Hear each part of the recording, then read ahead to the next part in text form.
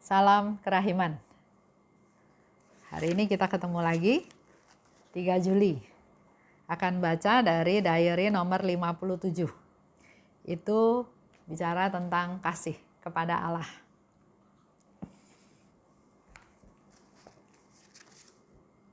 Kita mulai ya. Dalam nama Bapa dan Putra dan Roh Kudus. Amin. Santa Faustina, engkau berkata bahwa misimu tidak akan berakhir karena kematianmu. Dan kami percaya engkau tidak akan melupakan kami. Yesus juga berjanji kepadamu, bagikanlah rahmat-rahmat kepada siapa saja yang engkau kehendaki dan kapan saja engkau mau.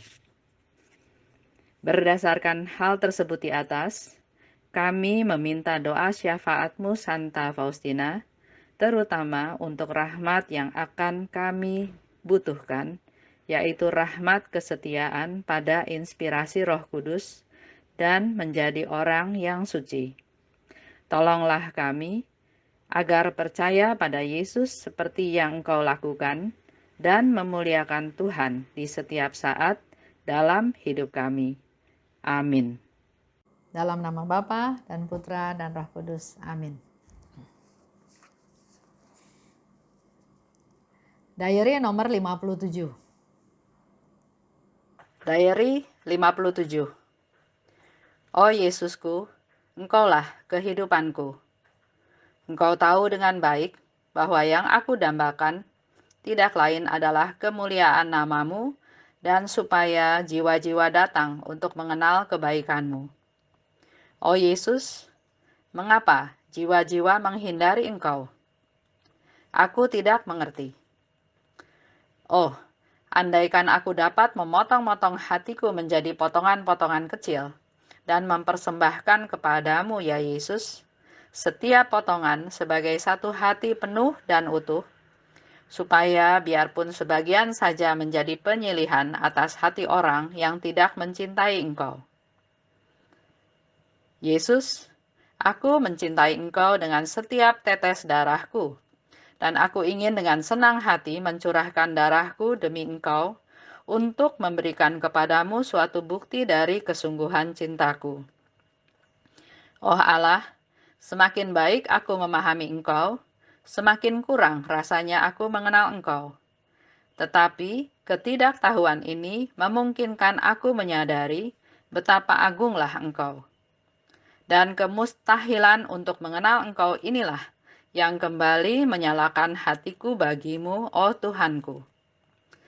Sejak saat Engkau membiarkan aku menambatkan mata jiwaku kepadamu, oh Yesus, aku telah menikmati ketenangan dan tidak menginginkan suatu lain apapun. Aku menyadari nasibku pada saat jiwaku kehilangan dirinya di dalam Engkau. Satu-satunya sasaran cintaku. Dibandingkan dengan Engkau, segala sesuatu itu hampa belaka. Penderitaan, permusuhan, penghinaan, kegagalan, dan kecurigaan yang menghadang jalanku adalah ibarat serpihan-serpihan kayu yang membuat api cintaku bagimu, oh Yesus, tetap berkobar. Keinginan-keinginanku sungguh gila dan tak mungkin dicapai. Aku ingin menyembunyikan dari Engkau bahwa aku sedang menderita. Aku ingin tidak pernah mendapat penghargaan atas usaha-usahaku dan atas perbuatan-perbuatan baikku. Engkau sendirilah, ya Yesus, satu-satunya ganjaran bagiku. Engkau sendiri sudah cukup, oh harta karun hatiku. Dengan tulus aku ingin ikut serta dalam penderitaan sesamaku, dan aku ingin menyembunyikan penderitaanku sendiri, tidak hanya dari mereka, tetapi juga dari Engkau, Yesus. Penderitaan adalah suatu rahmat yang besar. Lewat penderitaan, jiwa menjadi seperti juru selamat. Dalam penderitaan, cinta menjadi kenyataan. Semakin berat penderitaan, semakin murnilah cinta. Di sana dikatakan, Yesus, Engkaulah kehidupanku. Yang aku dambakan adalah kemuliaan namamu, dan supaya jiwa-jiwa datang untuk mengenal kebaikanmu. Jadi kembali lagi Suster Faustina mengungkapkan keinginannya. Yang aku dambakan, yang aku inginkan, yang aku harapkan. Pertama, memuliakan nama Tuhan. Yang kedua, supaya jiwa-jiwa datang mengenal kebaikanmu. Itu kerinduan dari Suster Faustina. Harusnya menjadi kerinduan kita semua supaya jiwa-jiwa datang untuk mengenal kebaikan Tuhan. Banyak ya sampai sekarang ada orang yang juga marah sama Tuhan. Tuhan nggak adil, Tuhan nggak baik. Ada yang nggak kenal Tuhan, sehingga dia melakukan hal-hal yang bertentangan dengan apa yang Tuhan mau, apa yang Tuhan firmankan. Kita yang sudah tahu, kita juga harus punya keinginan seperti Suster Faustina. Punya keinginan supaya jiwa-jiwa itu datang pada Tuhan dan mengenal kebaikannya Tuhan. Salah satunya yang Yesus katakan ya, doakan koronka. Orang yang didoakan koronka, tanpa kamu sadari kamu sedang mendorong dia kepada Tuhan. Jadi kita jangan jemu-jemu, jangan bosan, seringlah berdoa koronka. Supaya orang-orang yang kita doakan itu tanpa kita sadari sebetulnya kita sedang mendorong dia kepada Tuhan. Supaya jiwa-jiwa datang untuk mengenal kebaikan Tuhan. Dan di sana Faustina juga bilang dia heran kenapa jiwa-jiwa menghindari engkau. Aku nggak ngerti. Ya. Contoh, dulu waktu masih lebih muda ada teman main badminton. Kita main badminton seminggu 2 kali, seminggu 3 kali. Ya.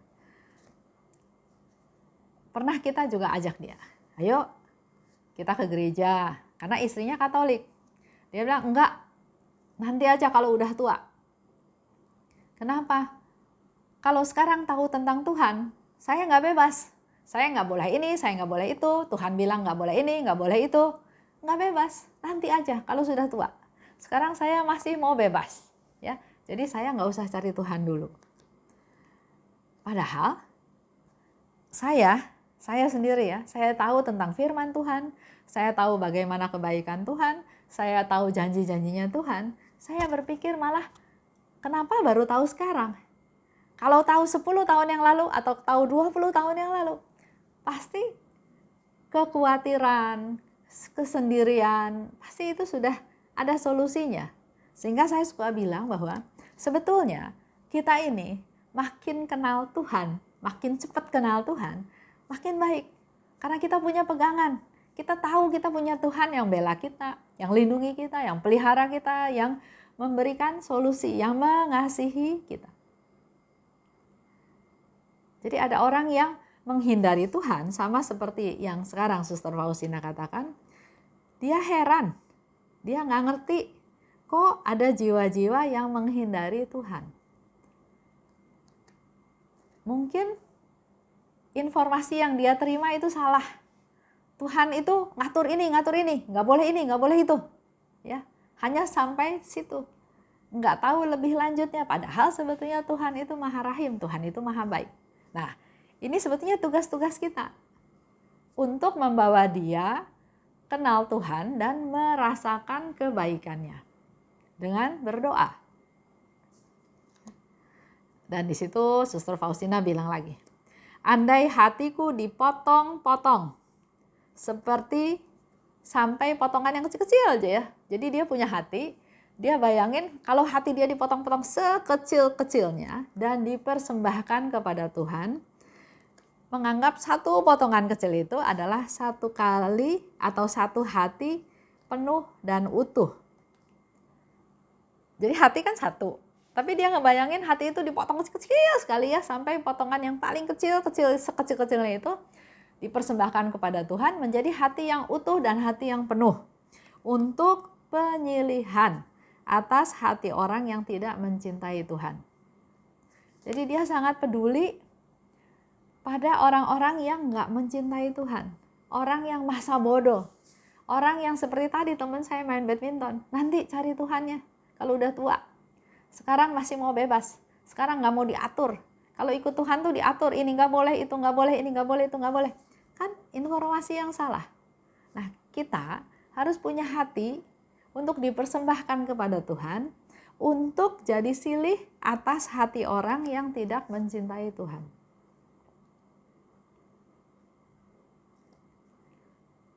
Dan dikatakan lagi oleh Suster Faustina, aku mencintai engkau Tuhan, dengan setiap tetes darahku untuk kucurahkan sebagai bukti cintaku kepadamu.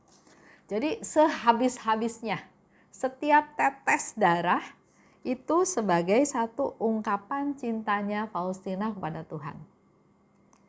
Coba bandingkan lagi dengan kita semua. Kapan sih kita mencintai Tuhan? Lebih sering mencintai Dia atau lebih sering nuntut ke Tuhan? Tuhan, saya minta ini. Tuhan, saya minta itu. Tuhan, engkau janji ini. Tuhan, engkau janji itu. Atau kita mengungkapkan cinta kita pada Tuhan. Apa yang kita lakukan? Bahwa bukti kita mencintai Dia. Kalau Suster Faustina jelas, dia katakan setiap tetes darahku, bukti cintaku kepadamu. Dan hatinya itu dia mau potong-potong kecil-kecil sampai untuk menyelamatkan sekian banyak jiwa-jiwa yang tidak mencintai Tuhan. Dia mau menjadi silih. Dan dikatakan lagi, ternyata semakin baik memahami engkau, semakin kurang rasanya mengenal engkau. Allah itu Maha Rahim, nggak bisa dicerna oleh otak kita yang kecil. Dan ini ungkapan kejujuran dari Suster Faustina, semakin aku memahami engkau, semakin baik aku mengenal engkau, justru kayaknya semakin kurang aku mengenal engkau. Makin banyak yang nggak tahu, makin banyak misterinya. Ya. Allah yang Maha Rahim, kerahimannya tidak terbatas. Semakin kita gali, semakin kita menemukan kerahimannya Tuhan yang tidak terbatas itu. Jadi semakin kita malah jadi sebetulnya nggak tahu. Semakin kok Tuhan begitu baik ya? Kok Tuhan begitu peduli ya? Kok Tuhan begitu mengasihi ya? Itu yang kita dapat kalau kita gali terus. Walaupun aku menjadi tidak mengerti apa-apa, tapi karena keagunganmu, dan juga aku mustahil bisa kenal engkau sebenar-benar mengenal engkau, ya. Tapi itu justru menjadi semangat, menjadi nyala api untuk aku semakin mau kenal engkau. Jadi semakin kita tahu Tuhan, bukan, oh sudah, saya sudah tahu. Ada yang bilang ya, saya sudah baca Alkitab 5 kali, dari A, dari depan sampai belakang. Saya sudah baca semua, saya sudah hafal semua. Bukan itu sebetulnya yang menjadi tujuan daripada kita membaca Alkitab. Dikatakan oleh Suster Faustina, semakin baik memahami engkau, semakin tahu, tapi justru malah rasanya makin kurang. Jadi pengen gali lagi, pengen tahu lagi. Kenapa ya Tuhan lakukan ini? Kenapa ya Tuhan firmankan ini? Itu yang kita mau gali terus, ya. Jadi itulah yang menjadi semangatnya Suster Faustina untuk semakin kenal Tuhan. Dan dikatakan melalui penderitaan, permusuhan, penghinaan, kegagalan, kecurigaan, buat Faustina itu adalah ibarat serpihan kayu yang membuat api cintaku tetap berkobar. Sudah beberapa kali ya hal ini dibahas. Di beberapa nomor, Faustina selalu berkata bahwa penderitaan itu menjadi serpihan kayu supaya cintanya Faustina tetap berkobar, tetap menyala, bahkan semakin besar, semakin berkobar. Contoh ya, contoh tentang penderitaan atau tentang kegagalan. Dulu saya ikut satu kursus, berapa bulan ya? Saya lupa, berbulan-bulan. Ikut satu kursus sampai kursusnya selesai. Karena saya pindah kerja, maka saya tanya sama gurunya, ada tugas akhir, saya harus bikin nggak? Kalau saya harus bikin, ya saya bikin. Tapi kalau nggak harus bikin, saya nggak bikin. Karena saya baru pindah kerja, jadi saya harus lebih konsentrasi untuk menunjukkan performance saya di perusahaan yang baru. Kalau perusahaan yang lama kan sudah tahu Esterina itu bagaimana. Tapi kalau di perusahaan baru, menurut saya harus menunjukkan performance yang baik. Karena orang mungkin kan nilai dalam masa percobaan 3 bulan, 6 bulan. Tapi si guru itu nggak bilang A, nggak bilang B. Dia cuma senyum-senyum aja. Jadi saya mengambil kesimpulan sendiri. Ya sudahlah, saya nggak bikin tugas. Kalau hanya sekedar saya untuk dapat sertifikat, saya nggak perlu sertifikat itu. Jadi saya nggak bikin tugas. Berapa lama kemudian, ada teman di gereja, di lingkungan, menganjurkan saya untuk ikut training for trainer untuk kursus itu. Saya bilang, saya nggak ada ijazah. Dia bilang, nggak apa-apa, ikut aja. Karena disuruh terus, saya ikut. Saya daftar, ketemu lagi sama guru itu. Saya bilang lagi, Pak, saya nggak ada ijazah loh, Pak. Maksud saya mau ngomong, saya nggak ada ijazah, boleh nggak ikut training for trainer ini? Tapi dia juga cuma senyum-senyum aja.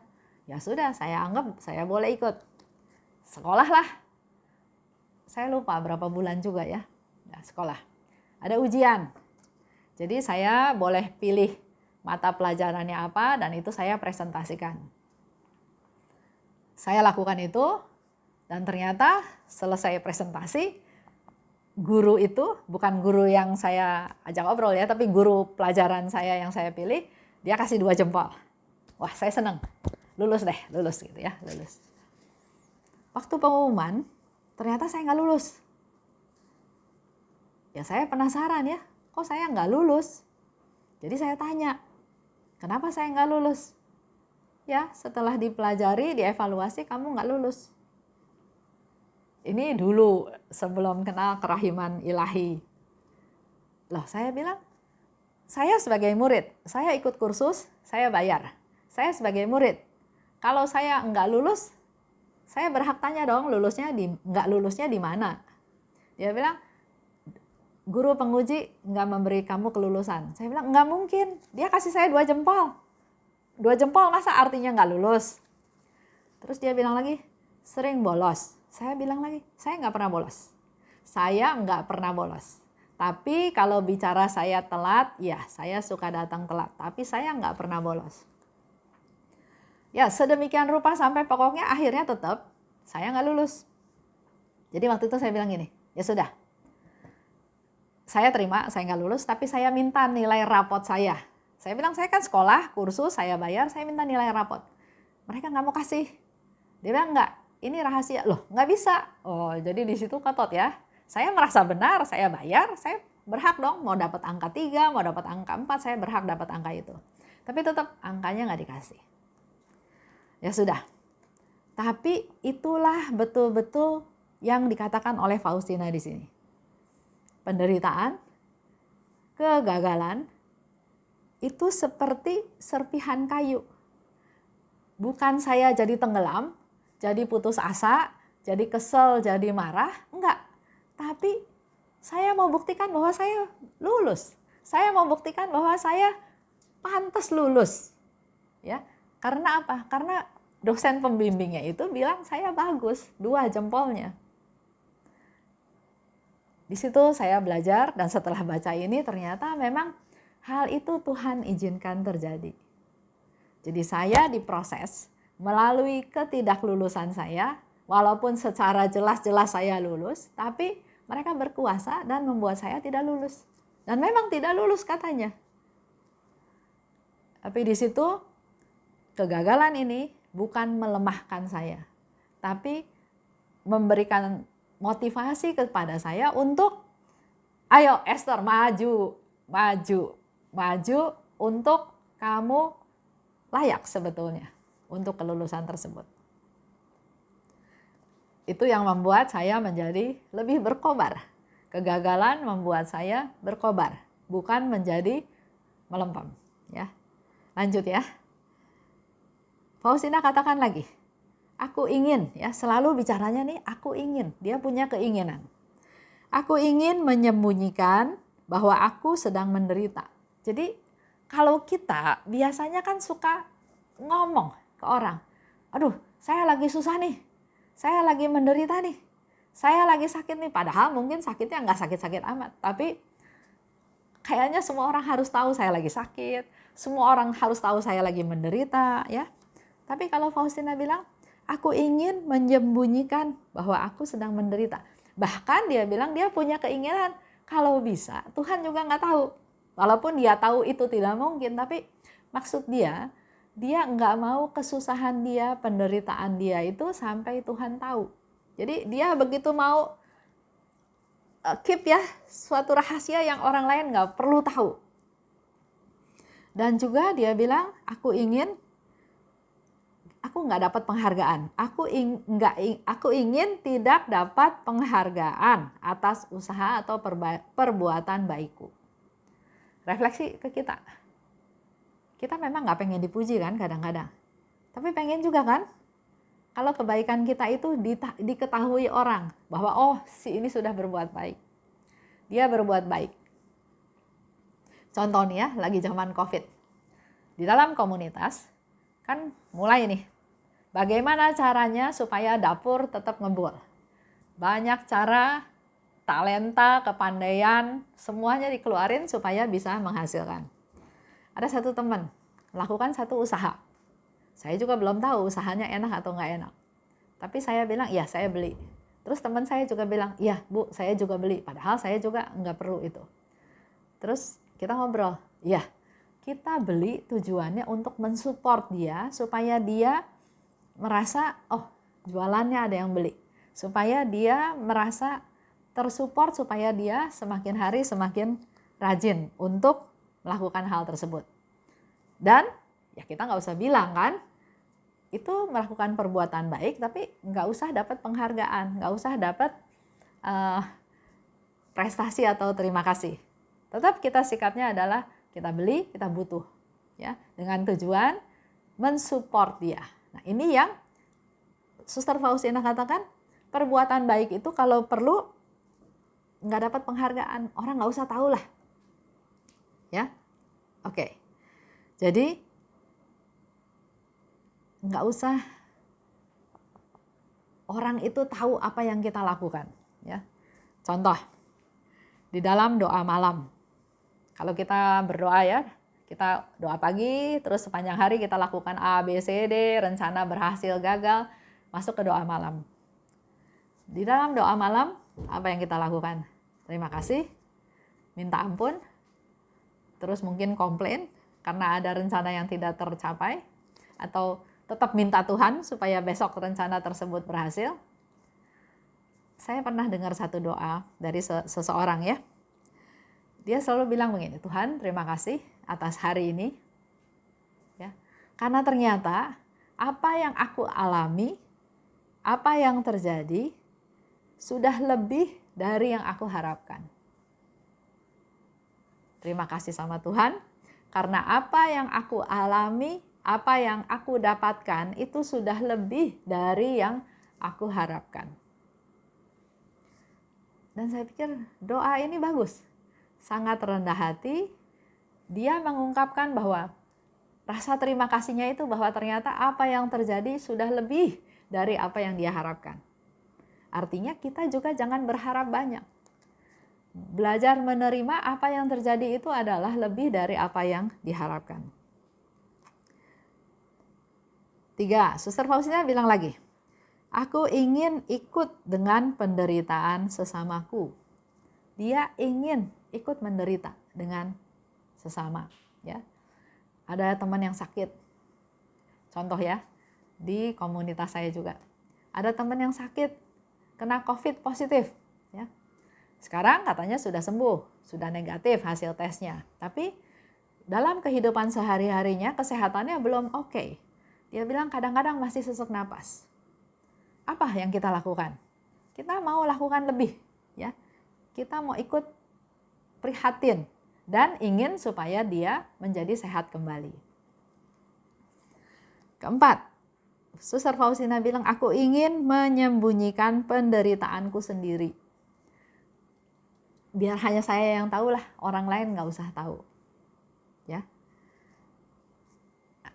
Dari tadi penjelasan kita bisa tahu apa yang menjadi keinginan dari Suster Faustina. Dan saya mau tantang Bapak Ibu. Ayo, kita juga punya keinginan, ya. Keinginan pertama yang saya mau usulkan, coba. Nggak usah, kalau Suster Faustina kan menyembunyikan penderitaan, ya. Orang lain nggak usah tahu lah, saya menderita kayak apa, orang lain nggak usah tahu.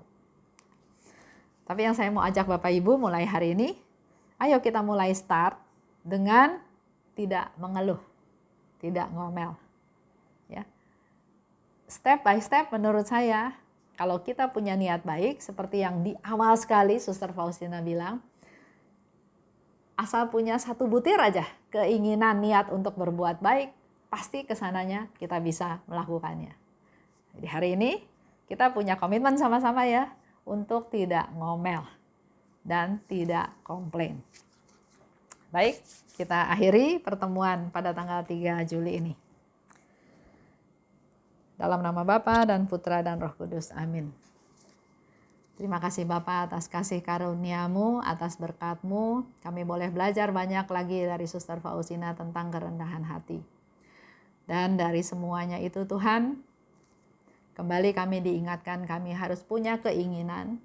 Dan pada malam hari ini, pada hari ini kami mau belajar dari Suster Faustina untuk menyembunyikan penderitaan kami.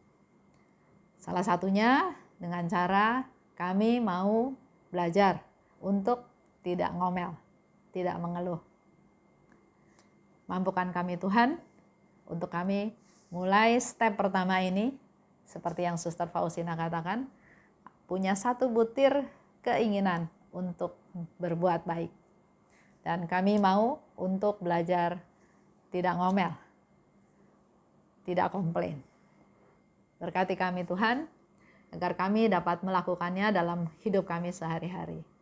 Santa Faustina, doakanlah kami. Amin. Demi nama Bapa dan Putra dan Roh Kudus. Amin. Salam kerahiman.